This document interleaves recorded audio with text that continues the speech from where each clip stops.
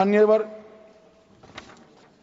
ये जब मैं विधेयक लेकर आया हूं तब मैं इस महान सदन को बताना चाहता हूं कि 4 विधेयक को जिसको ये रिप्लेस करेगा उसके पासपोर्ट एक्ट में यात्रा दस्तावेजों की पासपोर्ट और वीजा की जो आवश्यकता है इसको पुख्ता करेगा। विदेशियों का पंजीकरण अधिनियम 1939 उसको भी और पुख्ता करेगा। विदेशी अधिनियम 1946 इसको अवैध रूप से रह रहे विदेशियों को प्रतिबंधित करने का केंद्र में रखकर कानून को अंदर बदलाव किया गया है और कुछ विशेष रोजगार के क्षेत्र में या विशेष गतिविधियों से में भारत को भागीदार बनाने की दृष्टि से जो आते हैं उनके लिए व्यवस्था भी की है। कानूनी प्रावधानों के साथ साथ उल्लंघन पर दंडात्मक कार्यवाही भी हमने इसके अंदर समाहित करी है और अप्रवास अधिनियम 2002 इसमें विदेशियों को लाने में वाहकों की जिम्मेदारी बिल को भी हमें इसमें थोड़ा परिवर्तित कर पुनर्स्थापन किया है।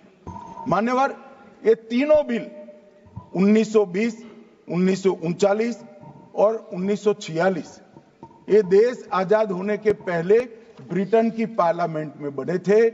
आज हमारी पूरी अप्रवासन नीति नए भारत की नई पार्लियामेंट के अंदर बनने जा रही है। एक ऐतिहासिक बात, हमारे देश की इतनी महत्वपूर्ण नीति जो देश की सुरक्षा भी सुनिश्चित करती है, व्यापार भी सुनिश्चित करती है, विकास भी सुनिश्चित करती है, वो विदेश की पार्लियामेंट में बनी थी और विदेश के सांसदों ने इस पर हमारे भले की चिंता की थी। आज कम से कम 30 सांसदों ने इस पर अपना कमेंट दिया, इसमें एक भी विदेशी नहीं है और पार्लियामेंट भी हमारी है। मान्यवर, ये हमारे लिए गौरव की बात है। मान्यवर, ये प्रथम और द्वितीय विश्व युद्ध की आपाधापी में ये बनाया गया था और अंग्रेज सरकार के हितों के रक्षण के लिए बनाया गया था।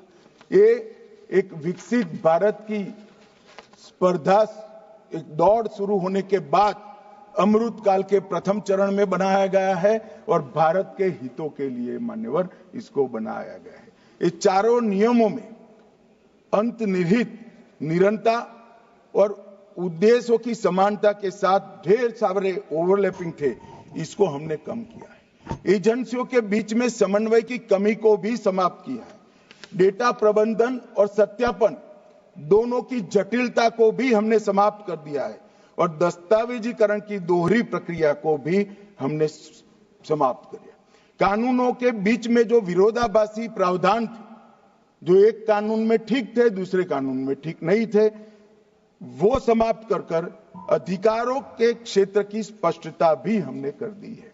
यात्रियों और अधिकारियों के लीगल कंफ्यूजन को एक साथ एक ही बिल चारों बिल के लीगल कंफ्यूजन को, कानूनों के लीगल कंफ्यूजन को समाप्त कर देगा और एक ही अपराध के कई दंड कई जगह पे अलग अलग कानून में थे, इसको भी स्ट्रीमलाइन कर एक ही कानून में लाया गया है। मान्यवर, ये व्यापक कानून अनुपालन के बोझ को भी बहुत हल्का करेगा। मान्यवर, मैं इस बिल की मुख्य प्रावधानों पर बात करना चाहता हूं।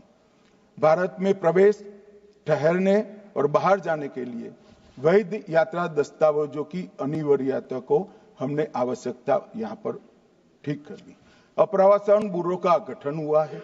भारत में प्रवेश और ठहरने की अनिवार्यता आवश्यकताओं का उल्लंघन करने वाले किसी भी व्यक्ति को गिरफ्तार करने की शक्तियां भी इस कानून के अंदर हमने दी।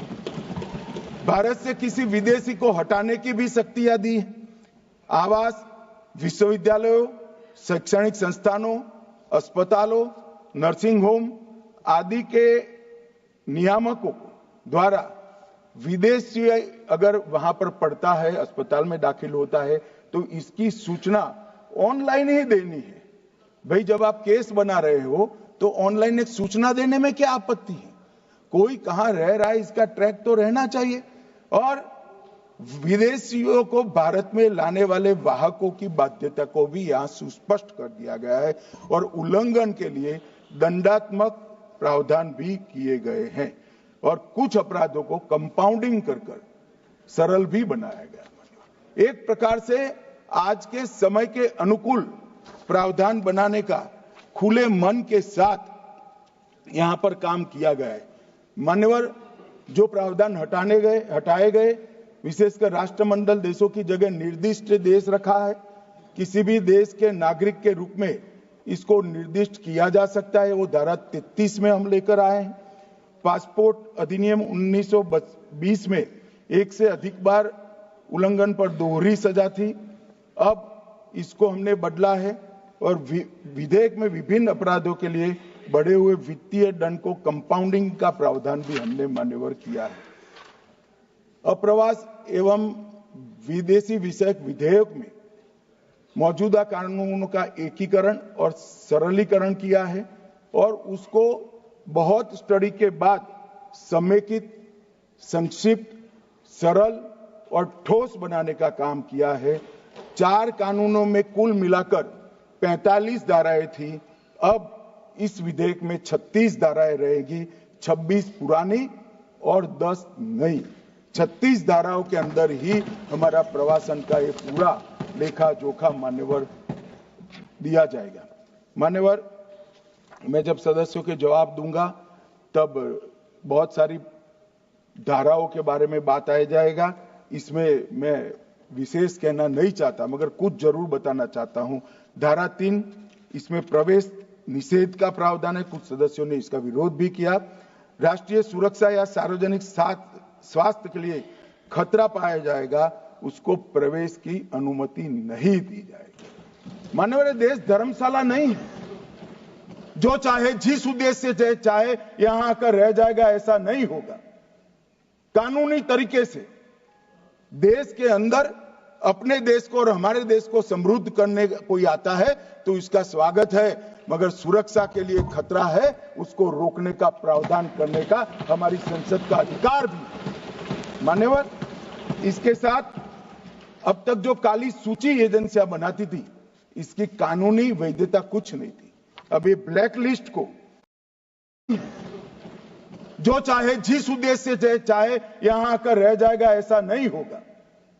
कानूनी तरीके से देश के अंदर अपने देश को और हमारे देश को समृद्ध करने कोई आता है तो इसका स्वागत है, मगर सुरक्षा के लिए खतरा है, उसको रोकने का प्रावधान करने का हमारी संसद का अधिकार भी। मान्यवर, इसके साथ अब तक जो काली सूची एजेंसियां बनाती थी, इसकी कानूनी वैधता कुछ नहीं थी। अब ये ब्लैक लिस्ट को वैधानिक समर्थन देने का यहां पर काम हुआ है। मान्यवर, धारा 4, केंद्र सरकार भारत में प्रवेश के निर्दिष्ट बिंदुओं या बंदरगाहों को अधिसूचित कर सकती है। मान्यवर, किसी भी विदेश के नागरिक को भारत में आना है तो कौन से मार्ग से आना है वो तो तय करना पड़ेगा। हम इसको नोटिफाइड करेंगे। इतनी बड़ी लंबी समुद्री और भू सीमा के अंदर कोई कहीं से भी आ जाएगा, रोकने का कोई प्रावधान नहीं, क्योंकि कुछ लोग मानते हैं कि रोकने की जरूरत ही नहीं, मगर देश ऐसे नहीं चल सकते। देश की सुरक्षा का खतरा है, देश के अर्थतंत्र को नुकसान करने वालों से भी देश के खतरा है, और ड्रग्स और हथियार लेकर आने वालों को भी रोकना पड़ेगा। तो जो निर्दिष्ट किए बिंदुओं के बंदरगाह और विमानगाहों के अलावे कहीं से भी आएगा तो उसको, चाहे भूमि सीमा हो, दरियाई सीमा हो या वायु सीमा, वो अधिसूचना के बगैर आएगा तो वो गैर कानूनी माना जाएगा। ब्यूरो ऑफ इमिग्रेशन, उसकी व्याख्या धारा 5 में की है। धारा 6 में विदेशियों के पंजीकरण की बात की गई है। धारा 9 में विश्वविद्यालयों, शैक्षणिक संस्थाएं और हॉस्पिटलों का जिम्मेदारी धारा 9 और 10 में तय की है। धारा 11 में संरक्षित या प्रतिबंधित क्षेत्र के निषिद्ध स्थानों का दौरा भी रोका गया है। अभी कोई सदस्य कह रहे थे उसको क्यों रोकना चाहिए। हमारी सीमा पर कुछ संवेदनशील स्थान है, वो दुनिया भर के लिए खुले नहीं छोड़ सकते। हमारी सेना के इंस्टॉलेशंस है, वो दुनिया भर के लिए खुले नहीं छोड़ सकते हैं।